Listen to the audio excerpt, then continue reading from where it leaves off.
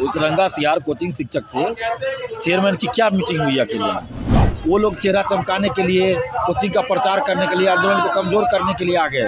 क्या कुछ कोचिंग माफियाओं को ये फ़ायदा पहुंचाने के लिए ऐसा किया गया, या कि कोचिंग माफियाओं ने सेट किया, प्राइवेट कोचिंग वालों ने सेट किया क्वेश्चन? अगर एक सेंटर से भी क्वेश्चन बाहर आया, किसी के पास गया, तो वो भी तो पेपर लीक है। परीक्षा के बीच में पेपर बाहर आया, पर बढ़िया क्वेश्चन आखिर कैसे कम गया?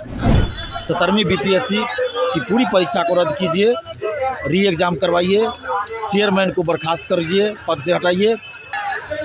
नमस्कार, फर्स्ट बिहार झारखंड देख रहे हैं आप। मैं हूं आपके साथ सदन सिंह। 17वें बीपीएससी 13 दिसंबर को एग्जाम हुआ, उसको कैंसिल को लेकर, पुनः परीक्षा को लेकर लगातार जो अभ्यर्थी हैं प्रोटेस्ट कर रहे हैं, प्रदर्शन कर रहे हैं, कल से ही बैठे हुए हैं। हमारे साथ छात्र नेता दिलीप है। दिलीप, लगातार 2 दिन से, आज दूसरा दिन हो गया, लगातार बैठे हुए, कुछ बातचीत हुई है?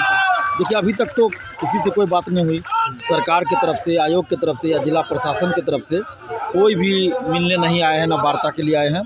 ये बड़ी दुख की बात है कि लोकतांत्रिक देश, लोकतांत्रिक राज्य में इस तरह का हाल है कि भाई 2 दिन से रात दिन धरना पे लोग बैठे हैं, यहाँ पे सत्याग्रह कर रहे हैं, और सरकार की तरफ से कोई भी अभी तक बात करने के लिए, बात सुनने के लिए नहीं आए हैं। तो ये बड़ी दुख की बात है। हम नीतीश कुमार जी से विनती कर रहे हैं, आग्रह कर रहे हैं कि आप जो हैं, आप बीपीएससी के लाखों अभ्यर्थियों के हित में फैसला लीजिए और 17वीं बीपीएससी की पूरी परीक्षा को रद्द कीजिए, री एग्ज़ाम करवाइए, चेयरमैन को बर्खास्त करिए, पद से हटाइए, और जो घटना हुई बापू परीक्षा परिसर में, उसकी पूरे मामले की जांच हो। क्वेश्चन आखिर कैसे कम गया, वो क्वेश्चन किसके पास गया, इसकी जांच होनी चाहिए। और इसके अलावे जो क्वेश्चन का लेवल इतना नीचे चला गया, वो कैसे चला गया? ये क्वेश्चन का लेवल, आपने हमेशा ये बात बोल रहे हैं, क्वेश्चन का लेवल नीचे चले गया। पहले एग्जाम बिहार पुलिस का भी हुआ, कई एग्जाम हुए, उससे भी लेवल क्वेश्चन चले गए। बिल्कुल, उससे भी लेवल नीचे चला गया। तो यही तो आश्चर्य की बात है कि क्या कुछ कोचिंग माफियाओं को ये फ़ायदा पहुंचाने के लिए ऐसा किया गया, या कि कोचिंग माफियाओं ने सेट किया, प्राइवेट कोचिंग वालों ने सेट किया क्वेश्चन? ये जांच होनी चाहिए। मैं इसलिए कह रहा हूँ कि जांच करवाई जाए कि आखिर इतना लेवल नीचे किसने क्वेश्चन सेट किया है।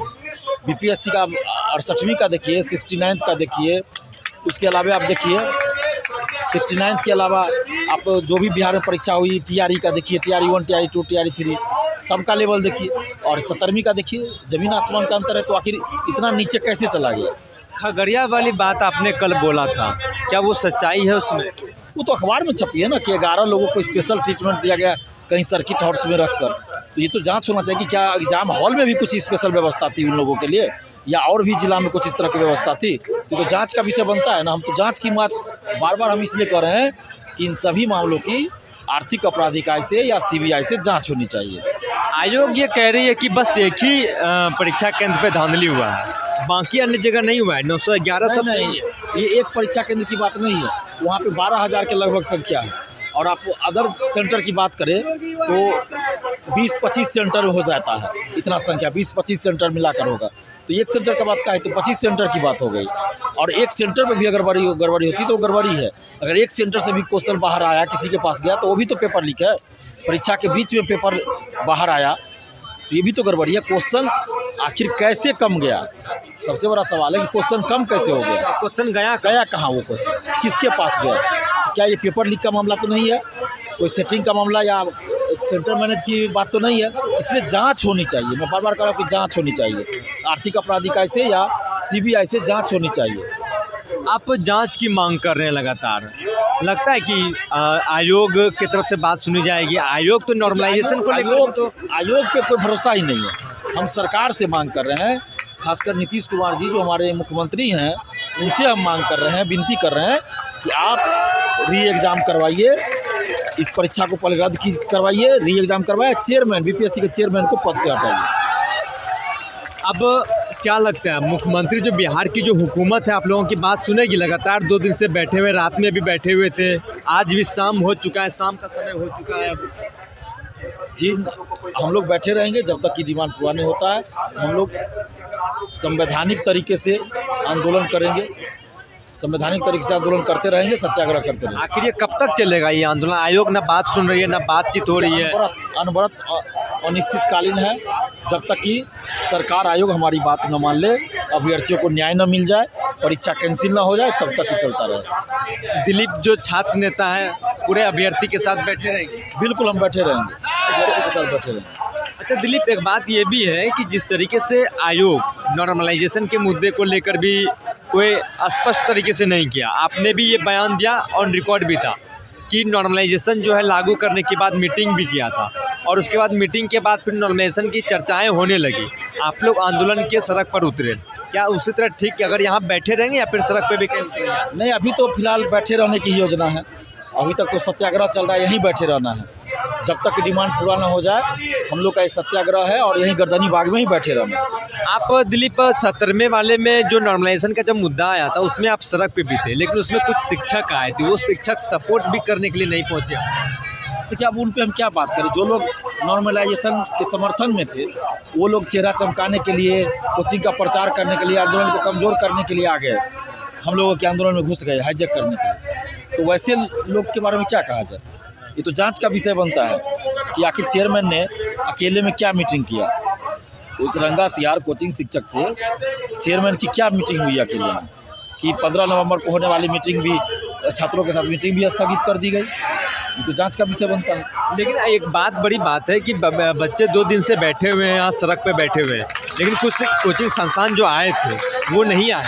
नहीं, बहुत सारे कोचिंग संस्थान वाले आए हैं, नहीं कुछ आए, लेकिन जो नामी गिरामी जिसका आप चर्चा नहीं ना, उनके बारे में अब क्या कहा जाए, नाखून कटाकर शहीद होने वाली बात है।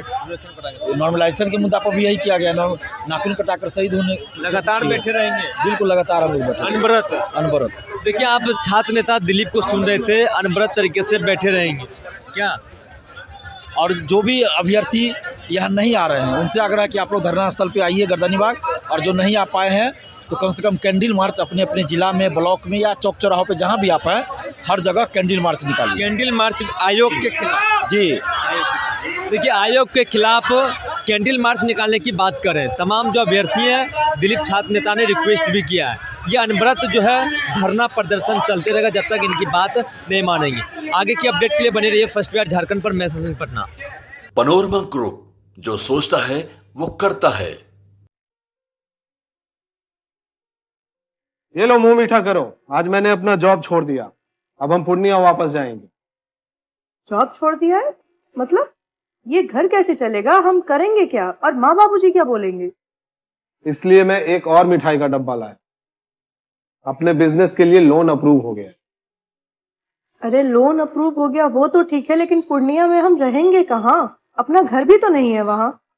इसलिए तो एक और मिठाई का डब्बा अलग से लाया हूँ, हमने पूर्णिया में घर ले लिया है, पूर्णिया के ई होम्स पैनोरमा में। पूर्णिया में पैनोरमा ग्रुप लेकर आए हैं ई होम्स पैनोरमा, बड़ा घर, आलीशान जिंदगी और अत्याधुनिक सुविधाओं के संग। अरे अरे अब क्यों मुंह मीठा करवा रही हो? क्योंकि हम घर वापसी जो कर रहे हैं। घर वापसी की खुशी पूर्णिया में ई होम्स पैनोरमा के संग। E homes panorama, luxurious lifestyle redefined. Bharatiya Janata party का सदस्य बनने के लिए 8800002024 पर मिस्ड कॉल करें। निवेदक भारतीय जनता पार्टी बिहार।